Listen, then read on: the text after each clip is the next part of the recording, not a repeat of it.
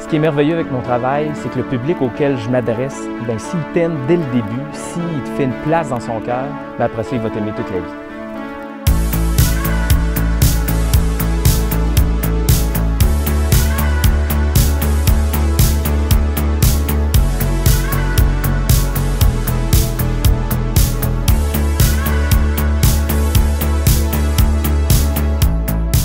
Ça fait plus de 20 ans que je fais de la bande dessinée, près de 10 ans que je fais de la production vidéo, 2 générations de lecteurs, presque 3. J'ai commencé à 15 ans à donner des conférences dans les écoles, du primaire jusqu'à la formation aux adultes. C'est maintenant ma 18e année, je fête mes 18 ans de conférencier, donc je suis enfin majeur. J'ai mes cartes!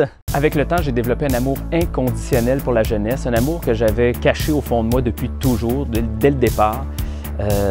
Mais c'est vraiment au décès de mon grand-père, survenu en 2013, cette année-là a été très dure pour moi au niveau du deuil. Je me suis remis beaucoup en question. J'avais plus de 10 ans déjà derrière la cravate de métier. J'étais en train de me dire, bon, qu'est-ce qui pourrait m'encourager, me motiver, qu'est-ce qui me redonnerait un peu foi en la vie finalement, espoir et tout ça. Qu'est-ce qui unit tous mes projets finalement? C'est quoi le fil conducteur de tout ce que j'ai pu faire en bande dessinée, en cinéma, en conférence, en roman, en chant même? Et qu'est-ce qui pourrait me donner espoir? Qu'est-ce qui était encourageant, vivant, ce qu'il y avait de plus vivant? Et c'est là que j'ai réalisé que c'était la jeunesse depuis le début. Et il fallait que je mise là-dessus. Je suis un éternel rêveur, un enfant finalement, la tête dans les nuages, mais les deux pieds bien ancrés sur terre malgré tout, parce qu'en affaires, il faut l'être aussi. Mais j'ai toujours envie de raconter des histoires. Je m'émerveille devant les choses les plus simples de la vie de tous les jours. Je suis toujours à l'affût de ce qui est nouveau, ce qui est tendance, mais en même temps en gardant tout le temps mon petit côté vintage qui fait ma marque de commerce. J'ai pas perdu cette insouciance, cette naïveté de l'enfance. Et ça, la plupart des adultes le perdent en vieillissant. Et ça, il ne faut jamais perdre ça parce que c'est... Il faut toujours garder un peu d'enfance en soi, toujours, parce que c'est le meilleur des carburants. On me dit souvent que j'ai la pédagogie innée avec les jeunes, les ados. Je l'ai comme ça. Plusieurs me disaient, mais c'est quoi ton secret? C'est quoi ton secret? Hein? Puis je pense que la plupart des parents qui me côtoient ont finalement mis le doigt dessus. C'est que je ne m'adresse pas à eux en tant que supérieur, avec une certaine autorité, une certaine hauteur. Je ne viens pas annoncer l'Évangile selon Saint Lucas. T'sais. Je m'adresse vraiment à eux, j'interagis comme finalement un personnage de BD qui sort d'un album. J'interagis comme un gamin environ du même âge, et comme si j'étais un grand frère ou un cousin. Et malgré tout, à travers tout ça, j'apporte un peu de ma maturité, de mes conseils, de mon oreille attentive, l'écoute, de mes valeurs aussi et un peu de ma sagesse. T'sais. Ils savent qu'ils peuvent avoir du gros fun avec moi, mais en même temps, qu'ils me doivent quand même un certain respect puisque je suis adulte. L'approche est comme ça plus facile, c'est plus facile d'être écouté en retour, de toute leur attention. Il faut apprendre à les écouter sans chercher à se défendre continuellement. J'essaie de garder les jeunes en santé à travers leur quotidien puis à travers le temps du mieux que je peux. C'est facile de percer, d'avoir son 15 minutes de gloire de nos jours, mais ce qui est encore plus difficile, c'est de durer, de ne pas se faire oublier. J'ai déjà demandé à des jeunes inscrits à mes cours de dessin, par exemple, le samedi matin à 9 h ou encore sur mes plateaux de tournage, s'ils avaient vraiment envie d'être là. Parce qu'on le sait, ils ont tellement de règles à suivre déjà en semaine à l'école, ils ont tellement de pression sur les épaules, ils ont des agendas bookés comme moi, j'en ai jamais eu à l'âge adulte. Des fois, on en demande peut-être trop, et sans leur demander leur avis. Alors moi, je leur ai demandé, je disais, avez-vous vraiment envie d'être là? Sérieusement. Ils m'ont dit oui, vraiment. Bon, OK.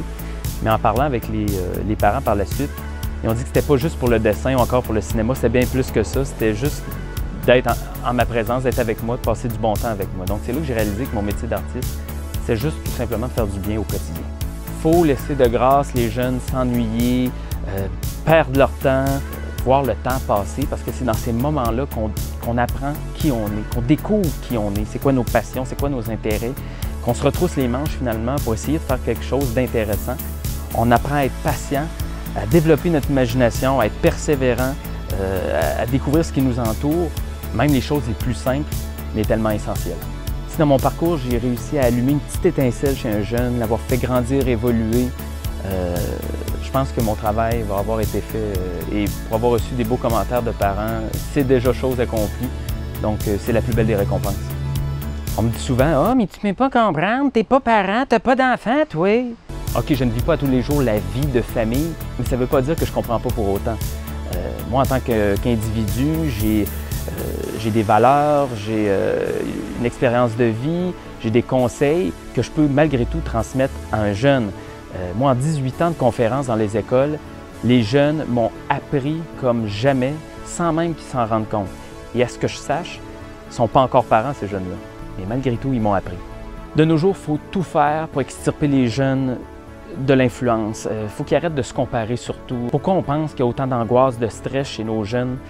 Juste les réseaux sociaux, avec leur artificialité, leur comparaison, ça met une pression épouvantable sur les épaules d'un jeune ou d'un adolescent, surtout à l'adolescence, parce qu'on arrive là, c'est l'influence des autres. Hein? Moi, mes parents m'ont toujours laissé aller les yeux fermés parce qu'ils savaient que j'étais zéro, mais zéro influençable. Ça ne faisait pas l'affaire des autres, bien étouffez-vous, moi je fais mon chemin. Moi aussi, hein, j'ai eu ma part d'intimidation, j'ai été en colère, j'ai eu de la peine, j'ai eu des moments plus difficiles, des hauts et des bas, il y en a pour tout le monde. Mais malgré tout, j'ai réussi à me tenir debout, puis à croire en ce que je suis, puis en mes valeurs, et à rester fidèle à elles. Puis je suis passé dans mon secondaire comme un bulldozer, un vrai Terminator. Je reviendrai. Il faut que les jeunes apprennent à frayer leur propre chemin, à prendre leur temps, à leur rythme, sans se comparer aux autres. Donc chacun sa route, chacun son chemin. Passe le message à ton voisin comme chantait l'autre. Je suis choyé quand je peux passer une année complète entouré de jeunes à mes côtés, de leurs parents, de leurs enseignants et surtout de beaux projets. Je suis chanceux de tous les avoir avec moi pour me faire évoluer sans même qu'ils s'en rendent compte. Au final, le pays imaginaire là, de Peter Pan, ben, je l'ai trouvé.